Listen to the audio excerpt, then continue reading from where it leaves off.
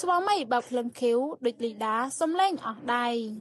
បន្ទាប់ពីទទួលបានភ្លើងខៀវពីស្វាមីតារាសិចស៊ីកូនមួយដូចលីដាសំឡេងអស់ដៃហើយពេលនេះមិនថាគេហៅថតឈុតបែបណាដូចលីដាទទួលទាំងអស់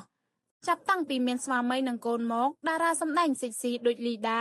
បានផ្លាស់ប្ដូរចរិតខ្លួនទាំងស្រុងពីប្រុសស្វាមីនាងមិនអនុញ្ញាតឲ្យនាងសម្ដែងឬស្លៀកពាក់សិចស៊ីនោះទេដោយឡែកចុងក្រោយនេះមិនដឹងថាមានរឿងអ្វីកើតឡើងបានជាដូចលីដាផ្លាស់ប្ដូរនិងហ៊ានថតឈុតសិចស៊ីបង្ហាញទស្សនិកជនបែបនេះជាក់ស្ដែងតាមរយៈរូបភាពដែលទស្សនិកជនបានឃើញស្រាប់ដូចលីដា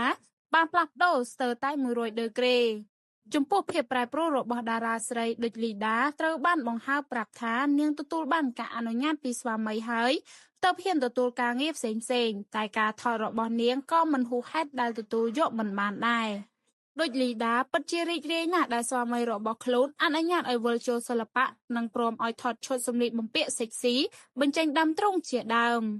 ទោះជាដូចលីដាមានស្វាមីនិងកូនម្នាក់រួចហើយក្តីតែសម្រស់នាងនៅតែស្រស់ស្អាតមិនចាញ់កាលពីនាងនៅក្មេងឡើយ